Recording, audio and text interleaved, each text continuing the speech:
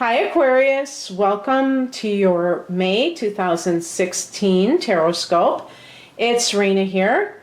So I've already picked the cards, as you can see, and I will be talking about them in a minute. Before I get into that, I would like to talk about some of the transits that are happening for Aquarius Sun and Rising in the month of May.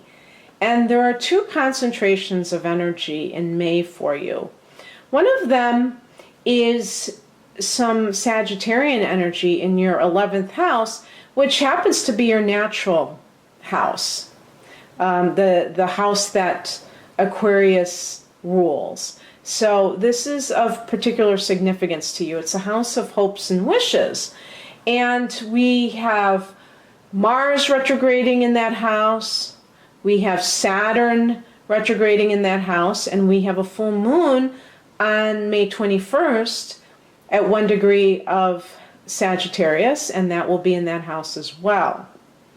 In addition, because for most of the month the sun will be in Taurus, that is your 4th house, and so that will be featured, not only the sun, but we have a Mercury retrograde in your 4th house. We have Venus in your 4th house until May 24th. We have a new moon there, so that's another concentration of energy. The new moon is happening on May 6th, and so basically there could be issues that you're dealing with family of origin, or you could be closing in on a new house, or closing, how do you say it, closing a new house? Closing on a new house, isn't it? And you could be moving. Some of you may hear news about something related to a house, and this would be the Mercury retrograde period. You may have put in an offer and then you hear back from the realtor about a particular house that you have wanted, okay? So I feel like, with the Mercury retrograde, it might be back and forth. It might not be solidified until the end of the month, but there are definitely things happening, and of course it could have to do with your parents too. There might be some issues that come to light that you have to deal with. Some of you may be having a child and bringing a child into the home. Maybe you give birth at the beginning of May. Aquarius is an air sign, and Aquarius has two rulers. It has Uranus, which is a very rebellious and eccentric energy, and it also has Saturn, which is also the ruler of Capricorn, and it's a much more sober and traditional, disciplined energy. And it's kind of interesting because, I think I've read that some Aquarians are actually quite conservative.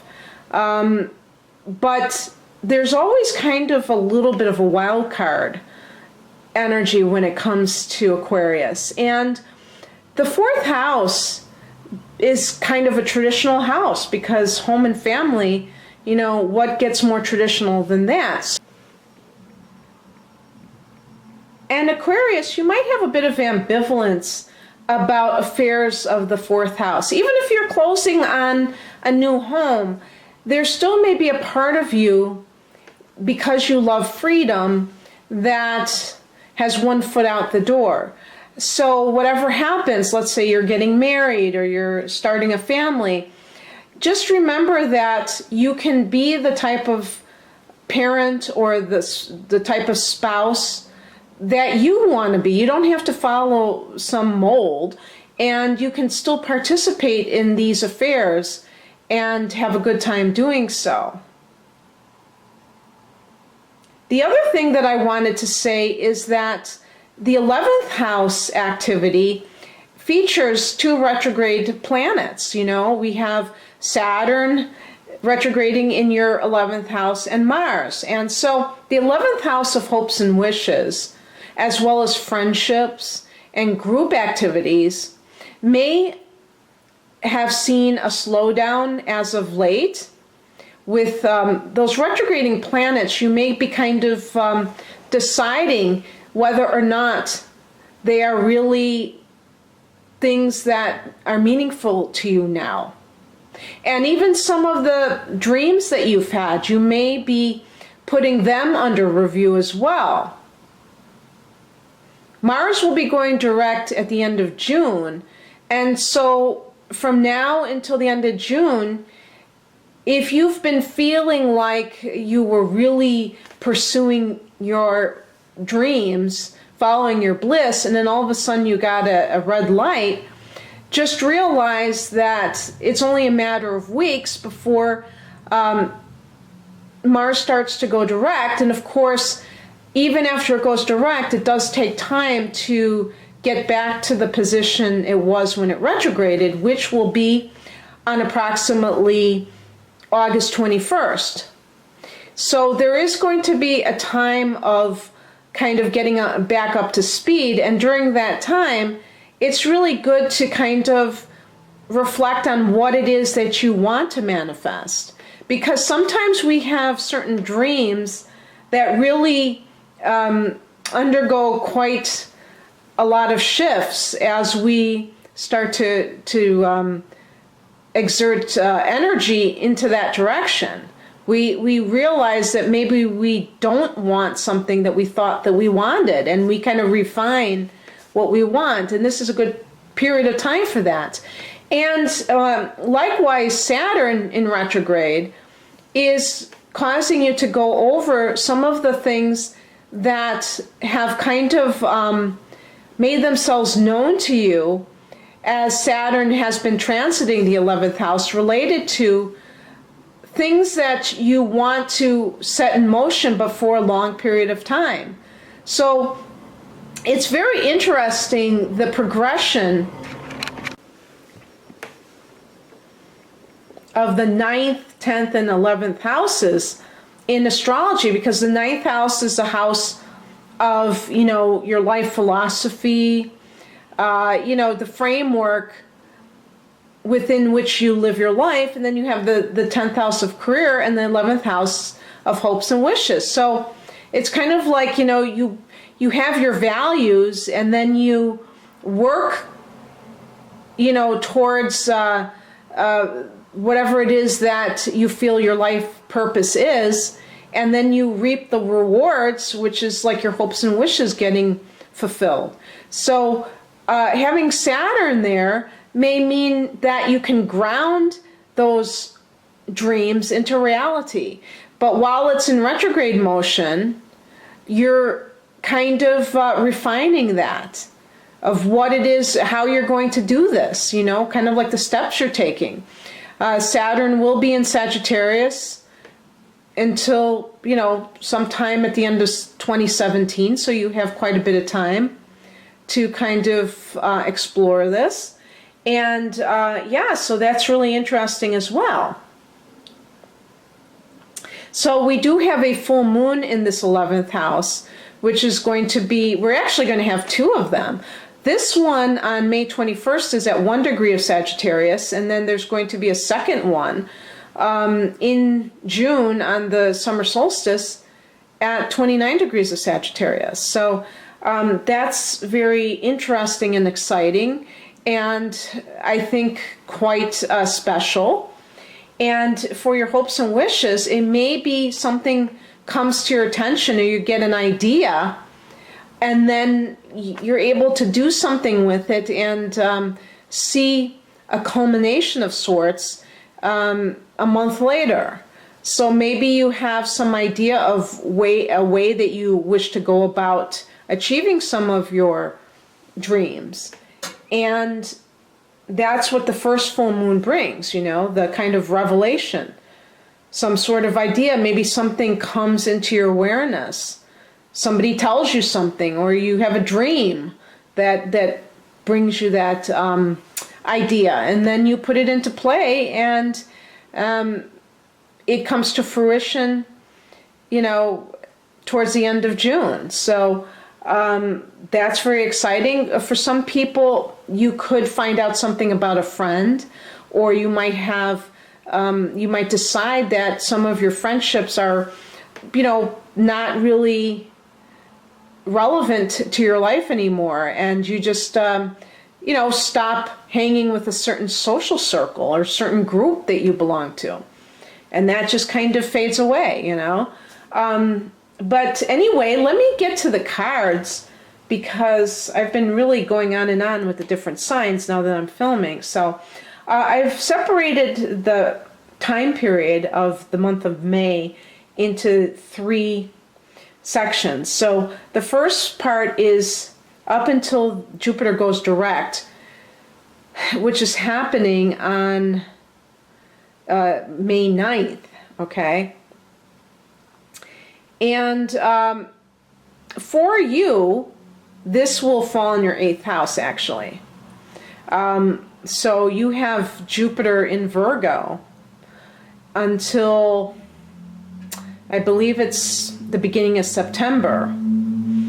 And it's been retrograding in your 8th house, and it will turn direct on May 9th. So if there's any kind of money issues related to other people's money that kind of somehow in January was lessened, or just there was it wasn't flowing as much, you should start to see it pick up speed. Like, it could be your spouse's money, for example. Maybe they lost their job. Maybe they'll get a job, towards the middle of May, and that helps your finances. So just keep your eye open for that. And then the middle period, and then the last 10 days of the month. So that's how I separated it. And then I picked an overall energy, and for you, this is the Two of Pentacles. So the Two of Pentacles relates to a possible choice that has to be made. Sometimes it can be a job offer, and it may even involve overseas travel. But whatever's occurring, it could be like just a matter of you being very busy working 2 jobs, and you're kind of doing a juggling act. And this is the Morgan Greer deck, which is supposed to be faithful to the Rider-Waite deck. But as I recall, the Rider-Waite deck actually has somebody juggling. So it could be that you're just very busy, you're doing multiple things to earn money, and that's what this month is all about, is just you working. And maybe you have a side gig. Maybe you're doing something that is your real love, that you're doing as kind of not your main source of income, but you're still trying to bring it out there. So you're just a very busy energy, but not an oppressive energy by any stretch of the imagination. So in the first period, the overall energy is the Page of Pentacles, and other pentacles like that. So it could be word that you hear. You hear about a job, or the Page of Pentacles can mean that you are going to school for some reason. Maybe it's to get additional training, but for some people you may just be going back to college. Or maybe you're graduating, because in May it's more likely that you're going to graduate. I do feel that there's some kind of transitional situation happening. So it could relate to maybe you get some money. If you do get the money, it's not going to be like this major windfall necessarily. It might just be a little bit of money. And come to think of it, it could have something to do with that Jupiter retrograde. Maybe there was some kind of stocks or inheritance or some kind of a matter that you were supposed to get, and you finally get it during the first third of the month. And if there's a job situation, like let's say you are unhappy on your job. Maybe that causes you to quit your job. But I will say that when you get the death card, it's more of a situation that's beyond your control. It just comes in regardless. It's the end of an era.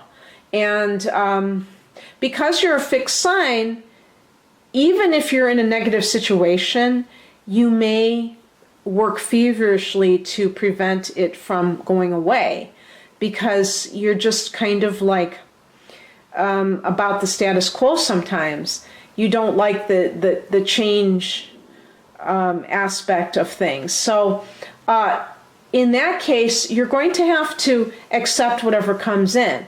The best way to look at it is that it's for your highest good. And then that makes it more palatable. But it also, I think it's true. You know, if something happens, it's happening for a reason. And instead of thinking that's a bad thing, just go with the flow. You know, that's what the death card is. But it is a transitional energy. I do feel, though, that if something happens with a job, that you have the finances to kind of tide yourself over until you can, get another position. Who knows, maybe you will decide to do something on your own in that regard. The outcome is the Knight of Wands. So I think that whatever happens, you're going to be very kind of gutsy, ballsy as a result. It's going to liberate you, okay? And let me just talk about this from a relationship perspective. Some of you may somehow have an earth sign figuring into this time period. So that would be a Taurus, a Virgo, or a Capricorn individual. And perhaps the relationship is on its last legs, or it actually ends. But it's going to lead you to feel a sense of freedom. Okay? Now, it could be that you leave that relationship for a fire sign person. But this is kind of a chaotic energy. I would associate that with Aries particularly. I don't know, the wands are connected to fire. This actually may be connected to Sagittarius. And this knight is somebody who it could be like a, what do you call those people? Love them and leave them types. It could be somebody like that who kind of blows in, blows out, is kind of a ladies' man. That could be a ladies' man. So if you have left one relationship, and this person might have been a bit dull, being an earth sign, you may have felt like that's over with, you're getting with this person, but just remember that this may just be kind of a fling. This may not have, even though I feel overall a lot of you are more compatible with a fire sign than an earth sign individual overall. And of course, every chart, differs in that regard. But even if that's the case, I feel like this particular fire sign, and they might not even be really a sun in a fire sign. It could be some other prominent part of their makeup. It could be their rising sign, for instance, that kind of gives the impression that they're a fire sign. That person may just be in for like a fling for fun, and they don't have any intention of settling down. So just realize that. And maybe you don't either. Maybe you've been in a long-term relationship and you're finally done. I mean, maybe it's like, and maybe it didn't even have, maybe you tried to hold on and something ended it beyond your control. Maybe the other person ended it and now you're free. During the middle period, we see the King of Cups as the overall energy, and the action is the Page of Swords. The King of Cups could be somebody that it could be a confidant, somebody that you trust to talk about whatever's happening to you. If this is a job situation, this could be your boss, because kings can indicate people in positions of authority. But this person needs to be kind of, even though it's in an upright position, I would still watch out for their tendency to manipulate, because it's connected to the water element. They know what buttons to push to get what they want, guilt, fear. And because they're kings, they have that power over you in some way. And so it's not the typical relationship necessarily. It could be your father, if your father is somehow playing into things, and he may be telling you certain things. Like, let's say you've decided to leave your marriage, your father may put his 2 cents in. But I feel like this is more of a work situation or a romantic situation, because the Page of Swords is asking you to be very vigilant and also very investigative about what is going on, because you may be hearing one thing from this person and it's not necessarily the truth. So maybe it's possible that this Knight, this King of Cups, is actually this person. And maybe maybe this card was drawn because you're having a fling, but maybe this person actually is a water sign, a Cancer, Scorpio, or Pisces, or has that as their rising sign or what have you. And maybe they are, playing the sensitive male or sensitive person role, but you have to make sure that they're not just kind of playing you altogether. In a job situation, make sure that it's not too good to be true, that you're being given like a lot of sympathy from your boss, but that's just a tactic to get you to stay and not make waves. And you're going to have to kind of and not believe the hype and see for yourself what's happening in some other way. Pages are about messages, but I think it's also about ferreting out communication that may not be forthcoming. The outcome is the Ace of Cups. They're in the middle part of the month. You may actually have some situation arise. Maybe it is with somebody who has water in their chart. Maybe you are being overly suspicious of that person's intentions, and they really are a good person, and you have the opportunity to accept love into your life. This can also relate to business. This can be a new job offer, but in a job that speaks to your soul, is not just for the paycheck. So I think that week is going to be very interesting for you. I think you have a definite career trend going on, but I see love too. Affairs, maybe a breakup, maybe a new love coming into your life, all in the course of 1 month. And of course, we know that this is a general reading, so we have to kind of, look at what is relevant for each person, obviously. So, and then the last 10 days, we have the overall energy being the Seven of Swords. So if there's a job situation, maybe you did lose it, or you realize it's done and you're kind of investigating behind the scenes what was actually happening. Maybe there are other people conspiring against you. You may, and you've got this other gig on the side, you may decide to kind of leave your primary job, but you're going to have to do so in a way that is not overt, because you don't want to show your hand. You don't want to get penalized for going somewhere else. And maybe it just means that if you're moonlighting, you're going to be keeping it on the down low.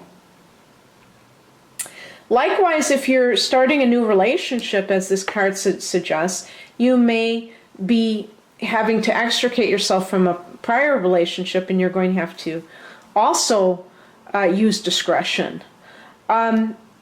The advice or the action, what you're going to do, is the Nine of Swords. So you may have a few sleepless nights about it, because you do have a number of swords cards here, okay? You have at least 3. So I feel like there may be a bit of conflict going on, but remember, you are an air sign, so it may be just you dealing with another air sign. But I feel like whatever happens in the last part of the month, you have to guard against any anxiety that you have over the choice that you're making, because this points to a choice. But sometimes people get so agonized by the choice, and they think, oh my God, I have to make the right choice. And I was watching Abraham Hicks, the Esther Hicks, channeling Abraham one time, law of attraction material. And she said something about there's no, you can't make the wrong choice. There's a phrase she always uses, and I can't think of it, that relates to that. But, that is a very liberating thought, because we always think that everything rides on us making a particular decision. And if we knew that it's not that serious, then we would feel certain relief and freedom. And so maybe this is just something you're doing to yourself, but watch out for that, because the outcome is the Two of Wands. And this is a really expansive energy. You're looking beyond where you are right now. And I kind of connect. There again, you got the 2, so there may be still choices that you have to make, but you're looking at the horizon, you're looking beyond your tiny little vantage point, and you're looking for greener grass. That can be a problem if you're not appreciating what you have right now. But on the other hand, if you're willing to be expansive in your consciousness, you can take advantage of all the beneficial things that are coming your way. And once Mars turns direct at the end of June, there will be a certain sense of you righting yourself and getting back into that mode of pursuing your dreams. And so this period of time may be more you rethinking what it is that you want to put into place for yourself, and kind of deciding, what exactly it is that you want to do. And with relationships as well. Maybe it's like choosing between 2 people. So, and again, it could be an earth sign and a fire sign. But in any case, Aquarius, I hope you enjoyed this. Oh, how could I forget? I also picked for you a Law of Attraction card, Abraham Hicks. I'll show you this one. It's called Words Do Not Teach, My Life Experience Teaches. And you may or may not see this. I don't have my light on right now, and the sun is going down. So the back says, words do not teach. It is life experience that brings you your knowing. Reflect into your own past life experience and begin watching for the correlation between the words you are reading here and the life experiences that you have lived.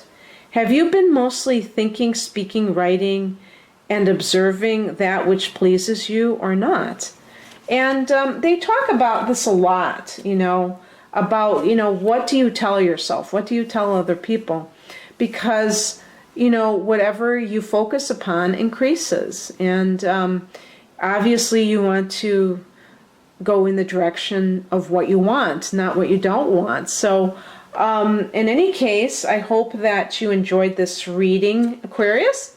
If you would like a private reading, which incorporates your natal chart along with the tarot, please click on the link below. Otherwise, have a wonderful May. Bye.